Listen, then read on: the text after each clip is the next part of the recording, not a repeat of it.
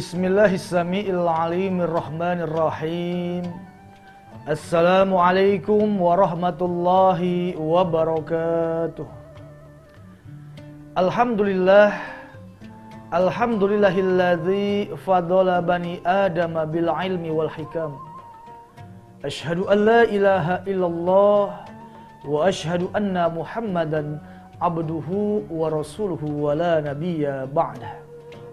Allahumma fasholli ala sayyidina Muhammadin wa ala alihi sayyidina Muhammad al-fatihi lima ughliq wal khatimi lima sabaq nasiril haqqi bil haqqi wal hadi ila siratikal mustaqim wa ala alihi haqqa qadrihi wa miqdarihil azim. Para pemirsa yang dimuliakan oleh Allah Subhanahu wa taala, mari sama-sama kita posisikan diri kita sebagai abdan syakura, yaitu hamba-hamba Allah yang pandai bersyukur terhadap nikmat Allah Subhanahu wa taala, dan janganlah engkau menjadi abdan kafura, hamba-hamba yang ingkar terhadap nikmat Allah Subhanahu wa taala. Kenapa? Karena Allah Subhanahu wa ta'ala telah memberikan banyak sekali kenikmatan kepada kita sebagai hambanya, dan sudah selayaknya sebagai tugas kita sebagai manusia adalah menjalankan setiap perintah-perintah Allah sebagai bentuk rasa syukur kita kepada Allah Subhanahu wa ta'ala. Salawat teriring salam tak lupa kita sanjungkan kepada seorang reformasi Islam, minaz zulumati ilan nur, yang telah mengeluarkan manusia dari gelap gulitannya kebodohan ke arah terang benderangnya cahaya iman, yaitu Habiban al-Kiram Sayyidina wa Maulana Muhammadin. Mudah-mudahan kita semua termasuk umat Nabi Muhammad yang terpilih dan dipilih untuk nanti berkumpul dengan baginda Rasulullah di dalam surganya Allah Subhanahu wa ta'ala. Amin ya rabbal alamin. Baik para pemirsa, para seluruh sahabat-sahabat yang dimuliakan oleh Allah Subhanahu wa ta'ala, Al-Imam Syafi'i jelas memberikan sebuah keterangan kepada kita semuanya. Siapa orang yang ingin bahagia di dunia harus dengan ilmu. Siapa orang yang ingin bahagia di akhirat maka harus dengan ilmu. Dan siapa orang yang ingin bahagia keduanya, dunia bahagia dan akhirat bahagia, maka harus dengan ilmu. Man arada dunya fa'alaihi bi'ilmi, wa man arada al-akhirah fa'alaihi bi'ilmi, wa man aradahuma fa'alaihi bi'ilmi, fa'alaihi bi'ilmi. Masyaallah. Yang artinya siapa orang yang ingin bahagia di dunia harus dengan ilmu, yang ingin bahagia di akhirat harus dengan ilmu, dan kemudian ingin bahagia di dunia, akhirat harus dengan ilmu. Maka dari itu penting untuk kita semua, ayo memperdalam ilmu kita, baik yang berkaitan dengan ilmu agama ataupun ilmu-ilmu umum. Ya, kenapa? Karena ilmu agama sangat penting bagi kehidupan kita dan untuk menuju akhirat kita. Dan begitupun ilmu-ilmu yang sifatnya umum sangat berguna untuk kehidupan kita di dunia ini.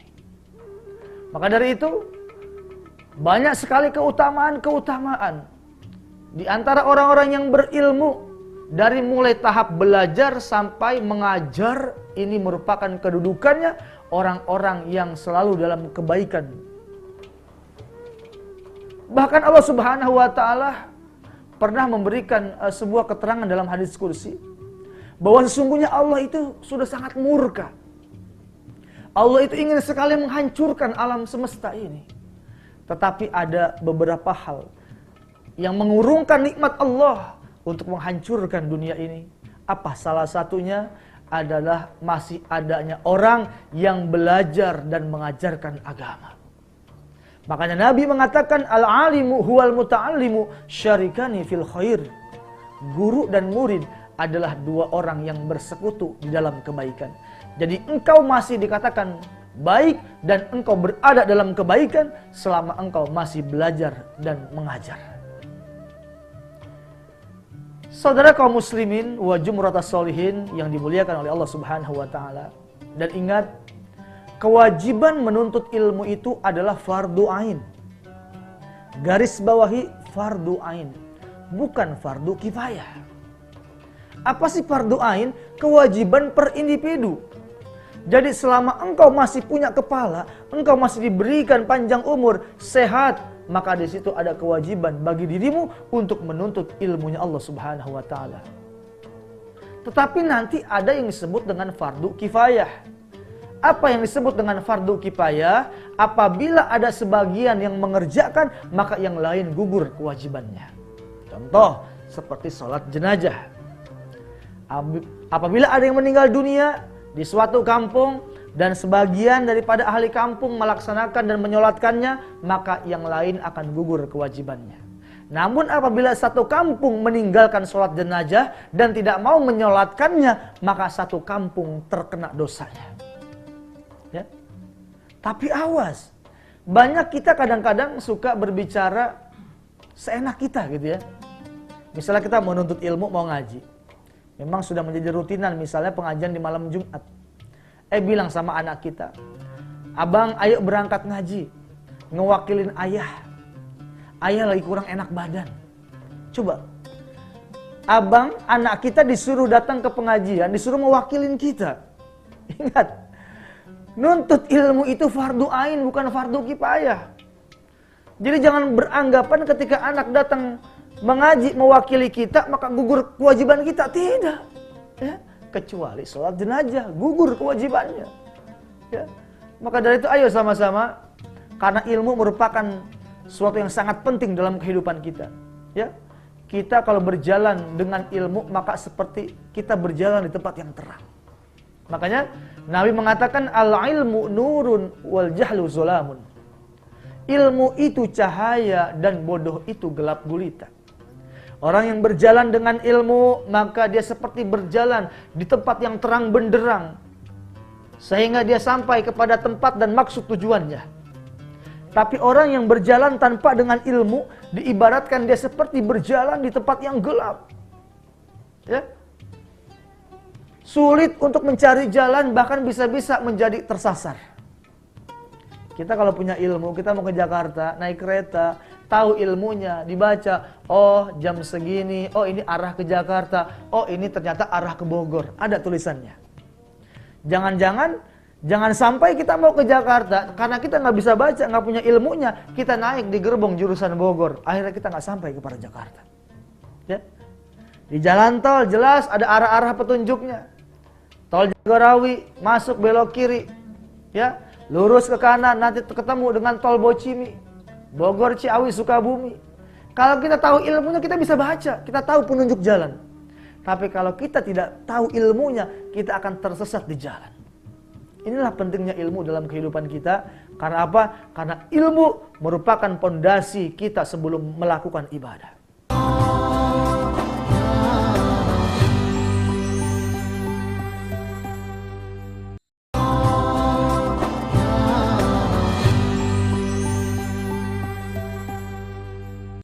Ya, bahkan ada sebuah keterangan, siapa orang yang beramal, fakullu man bi ghairi ilmin ya'malu a'maluhu mardudatun la tuqbalu.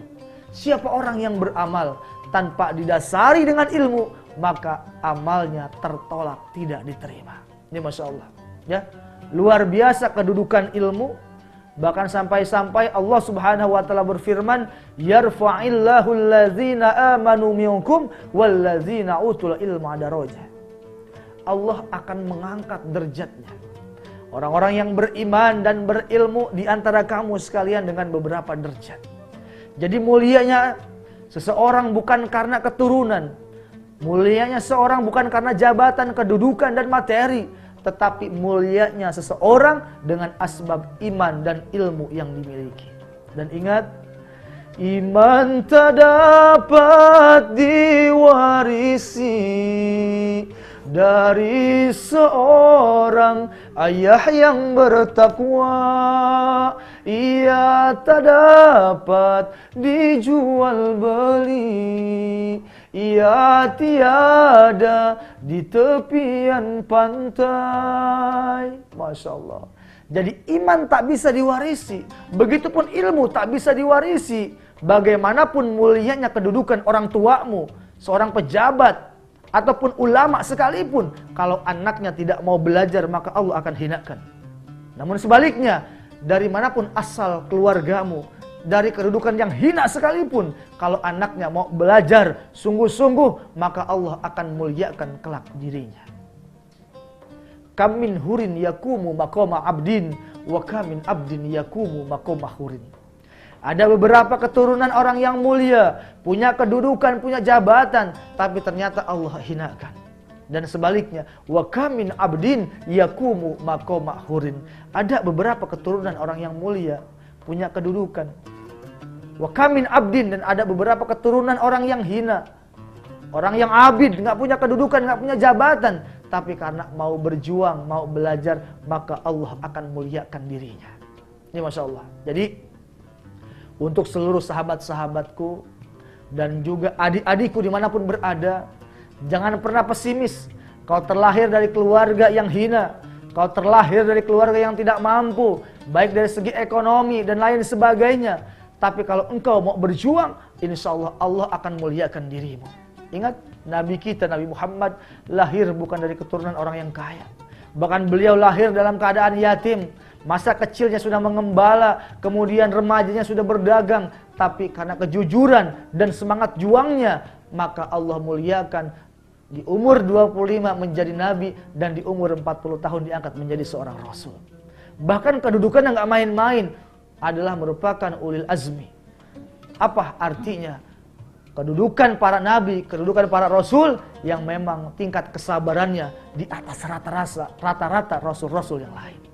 Masya Allah. Ayo, mari sama-sama kita ajarkan kepada anak-anak kita. Kalau dulu kita kangen dengan suasana di ba'da maghrib, kita dengar rumah sebelah sedang ngaji, kita dengar tetangga sebelah lagi zikir, kita dengar tetangga sebelah lagi tadarusan Al-Quran.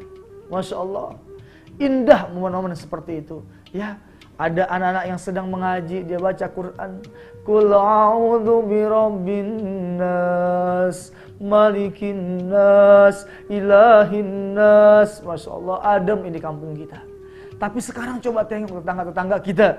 Kita tengok saudara-saudara kita. Ba'da maghrib mereka ramai dengan apa? Dengan tontonan-tontonan yang tidak ada manfaatnya buat kehidupan dunia maupun kehidupan akhirat. Ya, apalagi sekarang modernisasi dianggap sebagai westernisasi yang artinya mencaplok mentah-mentah apa yang datang dari barat. Ini Masya Allah. Ya, pakaiannya pun berimbas kepada anak dan putra-putri kita. Ingat, kita ini dijajah dengan 3F. Film, fashion, dan food. Ini Masya Allah. Film tontonan ini Masya Allah sekarang. Ya, apalagi sekarang dunia semakin canggih, handphone Masya Allah. Kalau dulu kita bisa ngelihat film hanya di TV, sekarang kita buka handphone ada TV-nya. Mau apapun yang kita cari, ketik A, ketik I akan timbul langsung. Saking dahsyat dan luar biasa teknologi di akhir zaman. Tapi awas, kalau spiritual question dan intellectual question ya berjalan bersamaan, maka insya Allah akan selamat anak-anak kita dunia wal akhirah. Tapi sebaliknya, kalau hanya dikedepankan intellectual questionnya, hanya sebatas ilmu pengetahuan umumnya, intelek IQ-nya, tanpa diimbangi dengan spiritual questionnya, tanpa diimbangi dengan iman dan takwa kepada Allah, maka anak akan keluar dari koridor agama. Makanya jangan aneh. Anak-anak sekarang Masya Allah, banyak yang melawan sama orang tua. Banyak yang berani berbicara nada lebih tinggi daripada orang tuanya. Banyak berani yang membentak-bentak orang tuanya. Bahkan tidak sedikit kita sering saksikan banyak anak-anak yang sampai berani membunuh orang tuanya sendiri. Masya Allah. Kenapa? Karena kurangnya iman dan ilmu dalam dirinya. Ayo ayah bunda, belum ada kata terlambat. Ya, belum ada kata terlambat. Ayo, solusi terbaik untuk anak-anak kita, masukkan ke pondok-pondok pesantren. Titipkan mereka kepada ulama-ulama kita, kepada guru-guru kita. Dan hanya jangan kita berpikiran, terkadang orang tua kalau hanya anak dimasukkan pesantren katanya nanti nyari kerja susah. Awas, pemikiran seperti ini harus kita buang jauh-jauh. Kenapa? Karena pada hakikatnya ketika anak sedang menuntut ilmu, itu dia sedang mencari rizki untuk ayah dan ibunya. Ketika si anak sedang berada di pondok pesantren, sedang menimba ilmu agama, itu pada hakikatnya si anak sedang membuka jalan rizki untuk kedua orang tuanya.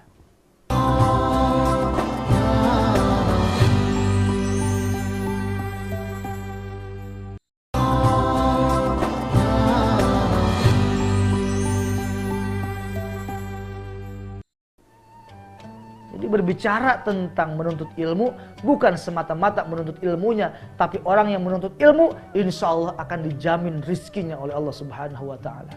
Bahkan kalau ada orang tua yang ragu memasukkan anak-anaknya ke pondok pesantren ataupun memasukkan ke majelis-majelis ilmu, maka keraguan itu yang akan menyumbat masuknya rizki ke dalam orang tuanya. Ayo, hari ini kita coba buka wawasan kita. Kita coba kaji lebih dalam bahwa ilmu tanpa sebuah pengamalan maka kosong. Al-ilmu bila amalin kasyajarin bila samarin. Ilmu yang tidak diamalkan bagaikan pohon yang tidak berbuah. Masya Allah. Apa sih buahnya ilmu? Ya. Kita sering menanam pohon rambutan, kita menanam pohon singkong. Apa sih yang kita harapkan? Supaya kelak si pohon ini bisa berbuah. Dan bisa kita nikmati buahnya, rasanya, manisnya, asamnya. Ya. Begitupun ilmu. Ilmu nanti akan berbuah. Dan puncak tertinggi dari pengamalan ilmu adalah ma'rifat. Tingkat kelezatan ilmu yang tertinggi adalah ma'rifatullah. Lezatnya dalam beribadah. Bertasbih, berzikir, la ilaha illallah, la ilaha illallah, la ilaha illallah, Muhammadur Rasulullah. Masya Allah, dia berzikir kepada Allah, ya, mengagungkan asma Allah dan merasa lezat ketika berzikir. Itu adalah bagian daripada buahnya ilmu. Kita duduk melaksanakan sholat. Terkadang sholat kita ngetrek, saudara, ya. Tapi ketika orang sudah bisa merasakan ma'rifat, lezatnya sholat. Bahkan kalau kita lihat sahabat, ya, sahabat-sahabat Nabi ketika melaksanakan sholat, ini Masya Allah. Jadi ketika mereka pulang berjihad, ya, bertempur di medan perang, di medan jihad, ini Masya Allah, ada busur panah yang menancap di badannya, ada tombak yang menancap di tubuhnya. Lalu bagaimana cara para sahabat Nabi untuk mencabut tombak dan busur panah tersebut? Yaitu dengan cara mereka mendirikan sholat, mereka sholat, dan mereka berbicara kepada sahabatnya, kalau nanti aku sholat, tarik busur panah dalam diriku, tarik tombak yang ada di dalam badanku.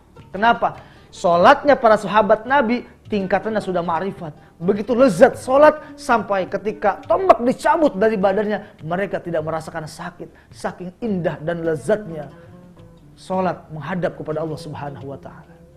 Kalau kita coba bagaimana? Kita Masya Allah, baru nyamuk lewat sedikit ketika sholat, nguing kita udah repot. Tepak. Bagaimana akan timbul lezat dalam beribadah? Ya. Itu kedudukan sholat kita ternyata hanya baru sekedar itu, dan belum ada kelezatan. Berarti selama ini kita sholat hanya baru bisa melaksanakan, tetapi belum bisa mendirikan ataupun menjiwai akan makna sholat tersebut. Ya. Kita selama ini sholat hanya sekedar menggugurkan kewajiban, dan banyak orang yang sholat tapi tanpa tahu ilmunya. Ya. Ada yang sholat bergerak 3 gerakan yang berturut-turut, dalam ilmu fikihnya adalah batal. Dia nggak tahu. Ya, terbuka aurat itu pun batal. Jadi kedudukan ilmu itu sangat penting sebelum melakukan ibadah. Kenapa? Ibadah bisa ditolak kalau tanpa sebabnya ilmu. Ya. Maka dari itu pentingnya kedudukan ilmu sebelum melakukan ibadah. Dan orang yang berilmu akan diangkat kedudukannya, yaitu para guru-guru kita. Ini Masya Allah. Ulama-ulama kita. Nabi mengatakan, al-ulama'u warasatul anbiya. Ulama itu adalah pewaris para nabi-nabi. Al-ulama'u surujul ummah. Ulama itu adalah lampunya umat. Ya. Jadi kalau engkau berada ataupun berjalan di tempat yang gelap, maka tanyalah para ulama. Kalau engkau butuh sesuatu hal yang selama ini meragukanmu terhadap hukum agama, haram ataukah halal, baik ataukah munkar, pantas ataukah tercela, maka tanyalah para ulama. Kenapa? Karena hanya mereka lah yang paham tentang kedudukan ilmu agama. Baik para jamaah, pemirsa yang dimuliakan oleh Allah Subhanahu wa taala, pada akhirnya mudah-mudahan ilmu yang sedikit dalam diri kita ini benar-benar ilmu yang bisa bermanfaat di dunia wal akhirah. Bukan hanya ilmu yang bisa membawa keberkahan dunia, tetapi mudah-mudahan dengan ilmu ini akan masuk, mampu menarik tangan kita masuk ke dalam surganya Allah Subhanahu wa taala.